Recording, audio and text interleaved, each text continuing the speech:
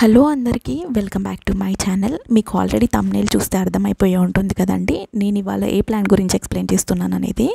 అదేనండి తమలపాకు చెట్టు, బీటల్ లీఫ్ అంటారు. కేరళ సైడ్ అటు సైడ్ అయితే, తమిళనాడు సైడ్ అయితే ఇవి ఎక్కువగా పెంచుతారు.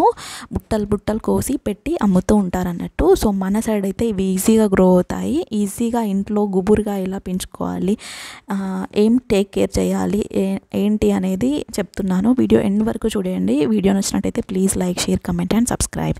సో నేను ఇక్కడ ఇది 1.5 year బ్యాక్ ప్లాంటేషన్ చేసుకుంది. నేను దానికి ఒక సపోర్ట్, ఒక గుంజ, ఒక కర్ర అనేది పాతుకొని దానికి థ్రెడ్స్ సహాయంతో కట్టాను అన్నట్టు.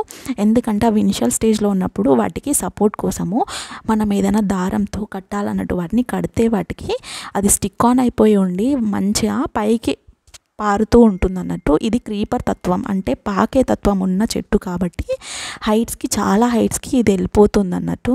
సో మీకు అక్కడ చూపిస్తున్నాను కదా, వాల్కి కానీ ఆ గుంజకి కానీ ఎలా గుబురుగా పెరిగిందో చూసారు కదా.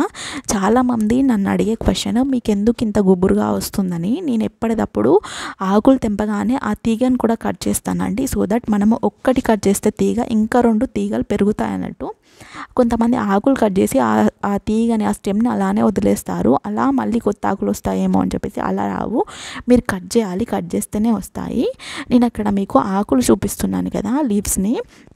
నన్ను చాలామంది అడిగిన క్వశ్చన్, మా ఇంట్లో ఆకులు చిన్నగా ఉంటున్నాయి, మీకెందుకు పెద్దగా ఉంటున్నాయని. కానీ మా ఇంట్లో కూడా చిన్నవి పెద్దవి 2 ఉంటాయండి. సో మీకు అక్కడ ఆకు చూపిస్తున్నాను, అది ముదిరిపోయింది. అది ఇంకా ఒక సైజ్ పెరిగే ఛాన్సే లేదు. కొంచెం అవి లేత గ్రీన్ కలర్లో ఉంటే వాటి సైజ్ పెరుగుతుంది అనే హోప్తో ఉండొచ్చు. సో ఇక్కడ చూపిస్తున్నాను కదా, మీకు అక్కడ అరిచేతి కంటే పెద్దగా ఉంది సైజు.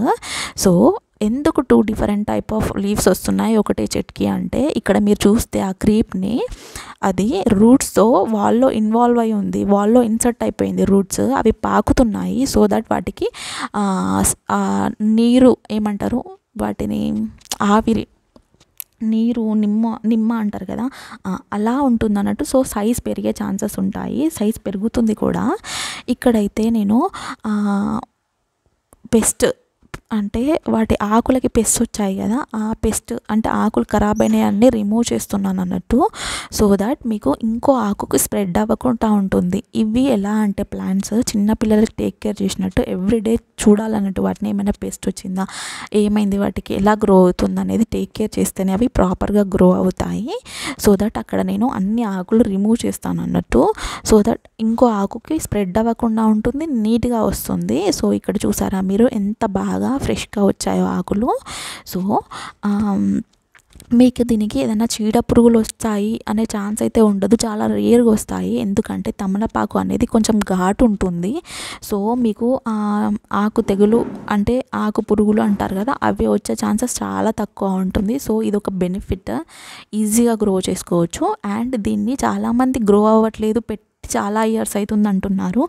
మీరు పెట్టుకునే ప్లేస్ని బట్టి ఉంటుందండి. సో మీరు దీన్ని ఎక్కడ ప్లాంటేషన్ చేసుకోవాలి అంటే, సెమీ షేడ్ కానీ ఒక 4 hours 5 hours సన్లైట్ ఉంటే సరిపోతుంది. ఎక్కువ ఓవర్ సన్లైట్ ఉండే ప్లేస్లో అస్సలు ప్లాంటేషన్ చేసుకోవద్దు.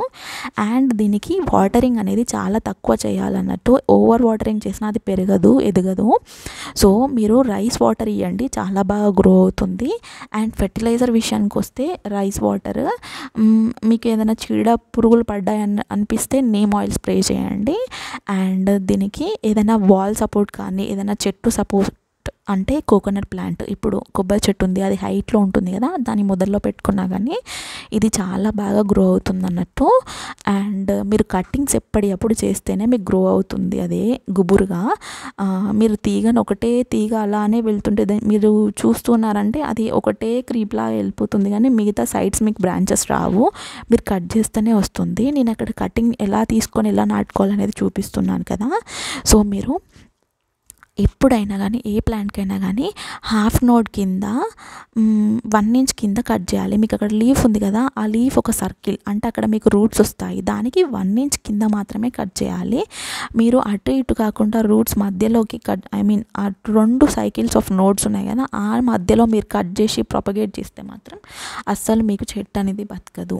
మీరు ఏ చెట్టునైనా సరే మీకు అక్కడ మీకు ఒక సర్కిల్, ఒక నోడ్ ఉంది కదా, దానికి 1 inch డౌన్ మాత్రమే కట్ చేసి ప్లాంటేషన్ చేసుకోవాలి. ఇప్పుడు మనము సాయిల్ మిక్స్ గురించి మాట్లాడుకుందాము. మీరు పాట్లో పెట్టుకుంటే మీరు రెడ్ సాయిల్ అండ్ కోకోపీట్ కలిపి మెత్తగా చూసుకొని సాయిల్ లూజ్గా ఉండేటట్టు చూసుకొని ప్లాంటేషన్ చేసుకోండి. ఒకవేళ మీరు నేలను నాటుకుంటే మీరు మెత్తగా ఏ ప్రదేశంలోనైతే సాయిల్ అనేది లూజ్గా ఉంటుందో అక్కడ మీరు ప్లాంటేషన్ చేసుకోండి. అండ్ సెమీ షేడ్లో సన్లైట్లో ఉంచితే ప్లాంట్ గ్రో అవ్వదు. నేను అలా గ్రో చేసి ఫీల్ అయ్యాను. ఎక్కడైతే నేను సెమీ షేడ్లో పెట్టానో అప్పుడే ఆ తీగ అనేది గ్రో అయింది. అండ్ ఏదన్నా మీరు దానికి సపోర్ట్ అనేది ఇస్తేనే మీకు చాలా గుబురుగా అండ్ లీవ్స్ అనేవి పెద్దగా వస్తాయి. సో మీరు అది అలా కొబ్బరి చెట్టు మొదట్లో అలా పాతుకోండి. సో ఇది ఇంట్లో ఉంటే లక్కీ ప్లాంట్ అంటారు. మనం ఎక్కువగా పూజలలో వాడతాం కదా. లైక్ లక్ష్మీదేవికి చాలా చాలా ఇష్టమైన ఆకు. ఎందుకంటే మనము ఏదన్నా గౌరీ వ్రతం ఏదన్నా చేసుకున్నా కానీ మనము గౌరమ్మ అనేది తమలపాకులో పెట్టి చేస్తే మంచిది. దీపం కూడా తమలపాకులో పెట్టి వెలిగిస్తే మంచిది. ఆంజనేయ స్వామి కూడా తమలపాకులు అంటే ఇష్టం. ఆంజనేయ స్వామికనే కాదు ఏ దేవుడికైనా కానీ మనం పూజించేటప్పుడు తమలపాకు మాల ఖచ్చితంగా యూజ్ చేయాల్సిందే. ఏదైనా ఇంట్లో పెళ్ళిళ్ళు కానీ ఏమైనా ఉన్నా కానీ తమలపాకులు అనేది చాలా చాలా ఇంపార్టెంట్. కాబట్టి ఈ చెట్టుని చాలామంది పెంచుకోవడానికి ఇష్టపడతారు. అండ్ లక్ష్మీదేవికి సంకేతం కాబట్టి ఇంట్లో ఉంటే కూడా లక్కీ అంటారు. సో ఈ ప్లాంట్ని ఈజీగా పెంచుకోవడం అయితే ప్రాసెస్ ఇదేనండి. సో మీరు కటింగ్స్ త్రూ పెంచుకోండి, ఈజీగా వస్తుంది. లేదు మీరు నర్సరీలో ప్లాంట్ కొనుక్కొచ్చుకుంటే మాత్రం మీరు సాయిల్ మిక్స్ అండ్ మీరు పెట్టే ప్లేస్ని సెమీ షేడ్లో పెడుతున్నారా, ఓవర్ సన్లైట్ తగలకుండా అండ్ ఎప్పటికప్పుడు కటింగ్స్ చేస్తూ లీవ్స్ని అలా గ్రో చేసుకోండి.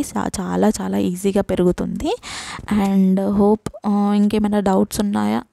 ఏమైనా డౌట్స్ ఉంటే మీరు కమెంట్స్లో కమెంట్ చేయండి. సో దట్ నేను రిప్లై ఇవ్వడానికి ట్రై చేస్తాను. అండ్ మీకేమైనా సజెషన్స్ ఉన్నా కానీ మీరు నాకు చెప్పండి కమెంట్ బాక్స్లో. అండ్ ఈ వీడియో నచ్చినట్టయితే పక్కా లైక్ చేయండి అండ్ బెల్ ఐకాన్ని ప్రెస్ చేయండి. చాలామంది మన వీడియోస్ చూస్తున్నారు, అలాగే ఎంకరేజ్ చేయండి. ఇంకా మంచి వీడియోస్ నేను అప్లోడ్ చేయడానికి ట్రై చేస్తాను.